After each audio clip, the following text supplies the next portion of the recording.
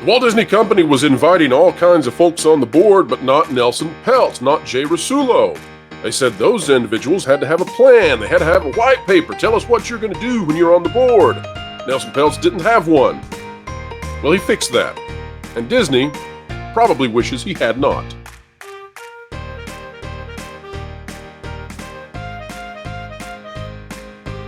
Hey guys, I'm the largest shareholder in this company. The largest independent listen to me. I want to come back to that for a second, Nelson. Shareholder in this company.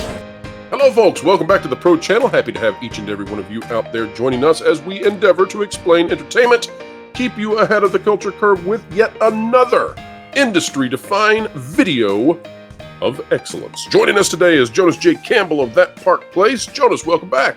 Oh, so good to be here. I'm here. I've got my sports ball jersey zipped up. I'm here at the starting line, ready to kick the field goal touchdowns. All right. Sounds like you know exactly what you're talking about. You can do it! At least you're better than Taylor Swift in that regard. Today, Jonas, we are talking about Nelson Peltz, the Trian group wanting to get 2 board seats, and Disney said, no, you will not be on this board. We're doing just A-OK. Then Nelson Peltz put out a document that showed that Disney was underperforming the S&P 500, that's Standard & Poor, by a significant margin. We're talking about negative 100+% in terms of keeping up with the standard stock market when you looked at the managing directors on the board. Now, they did not want Nelson Peltz to get the seats for whatever reason. They said, Nelson Peltz, you have to have a plan. You have to have a reason to be here beyond what we ask of any other board member.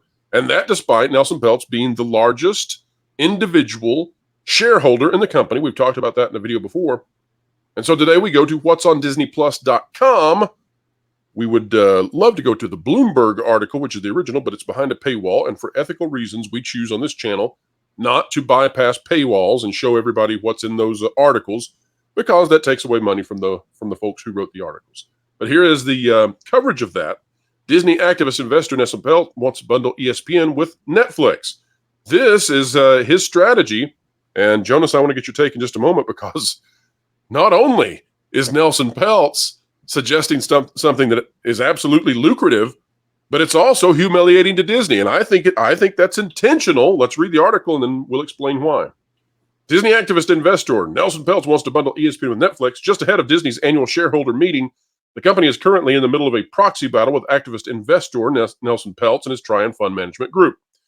Just a note here, folks. Many of you already know this, but for those of you who are new to the channel, an activist investor does not mean that he's politically active or anything like that. It's not activist in the way that you've heard of it so many times in the recent news. It just means that there are passive investors who they give their money and they watch and see what happens. And then there are activist investors who, once they invest their money, they take an active position in trying to help the company move in a direction that will increase their value. He currently owns about $3 billion worth of Walt Disney Company stock, and that is not including, of course, all those other stocks that have been handed over to him for voting control. Nelson Peltz started buying up Disney stock following the stock price drop in the pandemic in the Wall Street, and then Wall Street did a U-turn on its expectations for streaming services, dropping a focus on growth on subscribers to profitability. Also known as Nelson Peltz did a really, really smart thing and made a lot of money. The activist investor has been battling with the board of directors for 2 years, criticizing the company over losses in its streaming business, poor corporate governance, and its succession plan. Last year, Disney CEO Bob Iger fought off a proxy war at the last minute by agreeing to restore the dividend and a plan to drastically reduce costs. Also known as Nelson Peltz caused all of you to receive a dividend if you hold Disney stock. Well done, Nelson Peltz, which has resulted in over $7 billion worth of cuts and over 7,000 job losses. Whoa. Why are That's right. False connection there. Absolutely. All of this. First of all, Bob Iger did the dividend as a reaction to Peltz, but Peltz was saying don't restore the dividend until sometime next year. So he wasn't saying come in and restore the dividend now. He was saying get back to it when it's fiscally responsible. And why did Bob Iger escalate that, Jonas? Because votes. It makes no sense. I think he was trying to make sure he got votes if it turned into a full-blown proxy war. Peltz pulled out at the last minute, but if it had gone to the shareholders for a vote, Iger needed to give them something to be excited about and say, no, he's doing great. That's the rush dividend, in my opinion. And those $7 billion worth of cuts and 7,000 job losses, those were announced while Chapek was still the CEO of the company. So trying to put that on Peltz in the proxy war, that is just that's incorrect, factually incorrect. Well, the other thing here too, Jonas, is that at the same time that the $7 billion of cuts and 7,000 job losses occurred, which, by the way, when Iger came in, they all celebrated. Reminds me of the story about Blizzard and Microsoft, but they all celebrated. The Mouse Messiah was back, and the cuts were off, and then they were actually still going on. Iger still received a major salary increase. Is that correct? I mean, he got a huge signing bonus for coming back, so that's fantastic. I mean, it's good to be Iger, even in a year where everybody else is losing their jobs or scared they will be. However, Peltz has once again been pushing to get 2 places on the Disney board of directors, one for himself and another for Jay Rasulo, who is a former chief financial officer at the company. Folks, that means that he knows where the skeletons are buried. Disney has been actively stating it is backing another investment company, Blackwell's Capital LLC, to get 3 places on the board instead. Jonas? What? Whack away at this one again. Disney has been Disney actively backing another investment company. What? No. Or what's on Disney Plus. Blackwell's came in and said that they support Bob Iger and then said, by the way, we want our own candidates on the board. And Disney said, no, we don't want your candidates. And Blackwell's has now put a proposal to say, okay, well, if our candidates beat you, which they won't. Blackwell's has 115,000 shares, which is nothing compared to the millions that other people that we're talking about in this space have. No. Blackwell's and Disney are at odds, even though Blackwell's pays lip service to the idea that they are in support of Bob Iger. This is underinformed, guys. Over there at What's on Disney, go check out that on the fly. Okay, Jonas. Then let's explain this to the audience. What is the difference then? So Blackwell's is also opposed by Disney. Yes. What is the difference in the overall vision of Blackwell's versus Trian? Blackwell's, I wouldn't say Blackwell's has a concrete vision. I think Blackwell's is actually angry at Nelson Peltz. Blackwell's has also threatened a proxy fight over at Wendy's, going up against Nelson Peltz, who has run Wendy's actually pretty well by most standards, to the point where they were asking, can you just go ahead and buy the whole company at this point? Blackwell's is run by a guy named Jason Aintabi, who seems to be a magnet for aggressive lawsuits and bold statements about his drinking habits, alleged drinking habits, and his alleged infidelities. So it's a bit unstable, this one. Now, we can read the rest of the article, and that's fine, but I want to get to the issue of Peltz and this white paper, Jonas. So what is being offered here, I guess the news of the day is that Nelson Peltz has said, essentially, okay, you want me to jump through these extra hoops that nobody else has had to jump through to get on the board? Fine, so be it. I'll do it. I'm not happy about it, but I'm going to do it. And we saw in the interview recently that he wasn't happy about that, not one bit.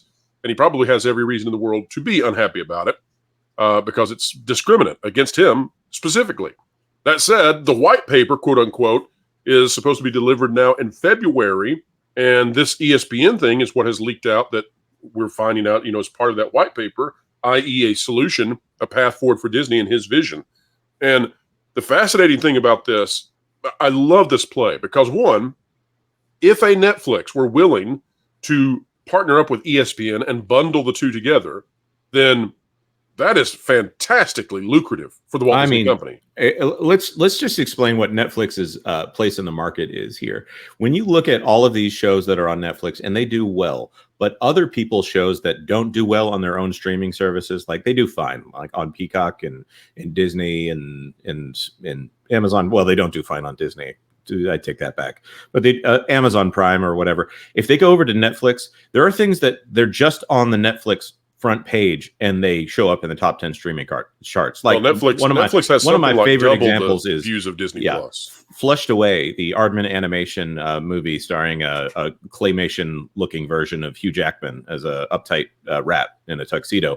That shows up on the Netflix front page and it beats out $200 million projects from the Disney company from the last 2 months. So Netflix and ESPN, you have guaranteed viewership pretty much at that point. So I'm allegedly guaranteed. I'm not going to stake everything on it, but Netflix is the biggest name in this space in streaming, to the point where they're saying, would you guys consider licensing your shows to us again? Because entire series are being revived off of the interest of just dropping these things off of Netflix onto Netflix. Right. Just by being on Netflix, the audience is double the size of Disney Plus at least. And so, Jonas, you can imagine that if ESPN were to appear inside Netflix, or if it was bundled together, but especially if it appeared, if parts of ESPN, if live sports showed up inside Netflix on its platform, the viewership would be absolutely insane. And the money that would be made, the advertising revenue would be off the chain for Disney. Now here, though, Jonas, is the strategic part of this that I love, because I don't think that Nelson Peltz is doing this just because that's a great idea. It is. I don't know that Netflix would want to partner with ESPN because Netflix probably doesn't want to give Disney the win. That said, what is this telling the average shareholder out there via this white paper, Jonas? It's telling them and reminding them Netflix is way, way bigger than Disney Plus. And that is key because the average shareholder out there, again, passive shareholders, often individuals who have put in small amounts of money relative to the institutional investors, they often don't pay close attention, and they don't, they think of Disney Plus and Netflix as being kind of similar. What Nelson Peltz is doing with this white paper is saying, no. You can bundle it with Disney Plus, or you can make double or triple by bundling it with Netflix. And that's going to make the average person voting say, well, why? There's a reason that Disney has theme parks, movies, all of these things, and is a fourth of the stock value of Netflix. I'm not going to speculate as to why, because no financial advice here. It might actually be 1/5 at this point. Yikes. Netflix is strong in the space, and they're making 15 to 20% margins. Disney Plus is not yet profitable to the point where it looks like they're essentially killing that service, merging it into Hulu, and then renaming that to Disney Plus to pretend that it's profitable. And again, no financial advice, but this is why we've speculated on this channel earlier this year that this could be the year that Disney has dropped from the Dow 30. I mean, it's a possibility because I don't know how much longer you can justify having them on as the stalwart entertainment company if Netflix is 5 times their stock value with margins such as it is. It's bonkers. But Jonas, the other thing I'm looking at here too is, of course, there's going to be more in this white paper. This is not all. This is just the first bombshell, and Disney has to batten down the hatches because there's probably going to be more bombshells all the way to February. And you got to think now, some of those leaders at the Walt Disney Company are wishing they had not demanded a white paper from Nelson Peltz, because now he is going to start saying, well, here's what you could do to make a lot of money, and you have not been. What else do you think he might come up with, Jonas? Actually planning out where you're going to put the $60 billion in capital investment, which is not enough to revitalize your parks. Right. Well, that was a giant joke all the way, saying, you're going to spend the $60 billion, whatever, over 10 years. And then you pretend that it's going to the parks, but then you put it in parks and experiences. And that experiences is, well, it's a pretty big thing. And so it's also going to cruise lines. It's also going to consumer experiences. And you start looking at, the hotel and the retail and the dining and yada, yada, yada. And you come away and you go, oh, this is actually a decrease in CapEx spending probably over the next 10 years. Wow. So this big, and that's been the thing, Jonas. Over and over, the Walt Disney Company has made these big proclamations about how they're going to do these amazing things. And then what we find out is that there's really nothing to that. Whereas what just happened yesterday was Universal Studios put out that big statement about Epic Universe, the trailer. And guess what? The concept art for Epic Universe looks pretty darn close to the final product of Epic Universe. In fact, the final product might actually be better than the concept art. Whereas with Disney, the concept art is largely just a product of imagination. And it's going to stay in Imagination Land, which, by the way, is not anything remotely similar to Fantasyland because Imagination Land never comes into being. Your thoughts on that one, Jonas? Well, yeah, the main conclusion that I have here with the Disney versus Epic Universe situation is that Disney is a bloated company that has far too much overhead. They can't operate lean. And Epic Universe is feisty and has to be profitable, despite the fact that these companies overall are equal in size. They have to make money, and so they're hungry to make money, not hungry to market. Disney has other motives other than a profit incentive, apparently. And I'm sure you'll be covering Epic Universe and the ramifications of its continued construction and eventually opening next year on That Park Place, the YouTube channel. Oh, absolutely. We'll have a live stream on Thursday where we're going into detail. We'll have a couple of things today as well. Marvelous. Jonas, the last point I want to make is that, and again, folks, we're not here to give you any kind of financial advice. Seek out a financial advisor in your area who's credible, reputable, and who you can trust and enjoy handing your money over to for decision making. But we are not that. all of that said, the Disney stock is actually up, Jonas, and whereas it has been down in the 80s at times in the recent past under the direction of Bob Iger, it's currently getting closer and closer to 100 again, which is a big milestone number for Disney. They would love to be above 100. They want to be north of that. My curiosity is, how much of that do you think is due to this idea that Nelson Peltz might actually get on the board? How much do you think of that is due to him now putting out solutions for Disney in the public view as the largest individual shareholder, that, you know, there may be investors out there saying, well, this is good for us. This fight is really, really good for us because it's breaking up the monolithic thinking that was behind the scenes with Bob Iger and his regime. Well, you've pretty much said it there. I won't put a specific percentage to it, but I'll say it's not in reaction to the fact that Bing Bong will be at the Pixar Place Hotel, or that that Epic Universe is down the street and probably going to eat their lunch. That seems to be the public sentiment there. Well, Disney, I can't find anything else that's real positive that should be lifting the stock. I mean, no. I'm just saying that. You know. Nothing that people would pay attention to. And they still don't know who their next CEO is going to be. They don't have a plan to get out of this mess. They said they're in a period of building instead of fixing, but at the same time, Pixar is going to lay off about 300 people. And they're the next Disney movie is a Pixar movie. So this vote of confidence is not going the way that they planned. That's right. And if you out there think, well, maybe it's because of the stock market in general, maybe it's just rising and Disney's rising along with it.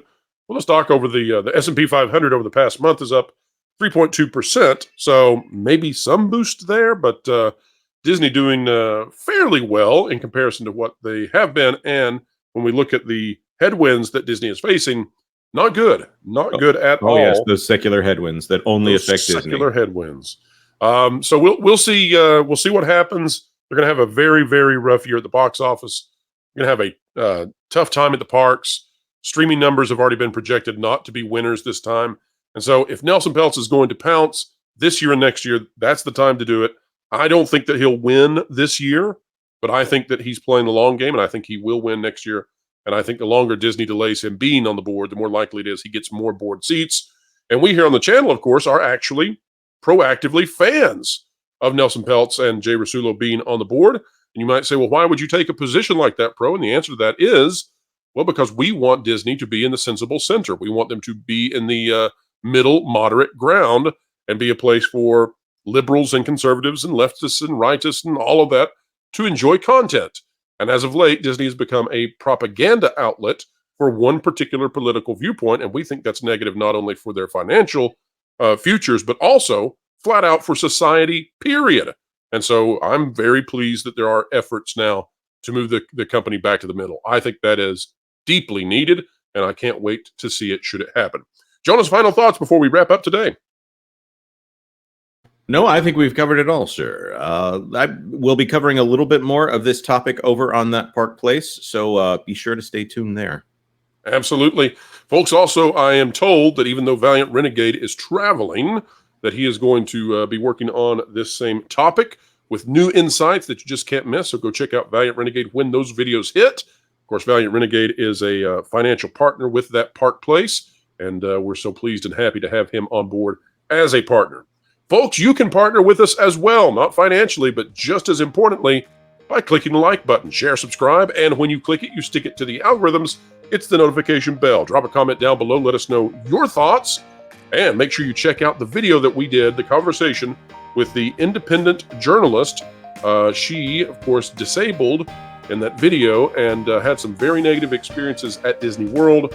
Folks, you want to go watch that because I think there's going to be some more stuff coming out. We've had so much in terms of response of people with similar situations who had similar experiences, and we're going to be a conduit to that coming out because that's inappropriate. People with various handicaps should not be treated poorly by anyone, and definitely not by cast members. So we'll be covering it. We'll also continue to remind that most cast members are wonderful, fantastic people who do very hard work for very little pay. All right, folks, that's it for today. Wherever you are and whatever you're doing, keep learning, keep growing, and as always, keep having fun. Oh. What are you doing? Well, you see, I wanted to get some inside scoops on Disney and their different corporations, if you know what I mean. So I figured by looking into this fistbowl and sucking it randomly with my own energy that I pay for, you paid for, I could do the whole experience where you can be a master and spy on your targets. You're an idiot.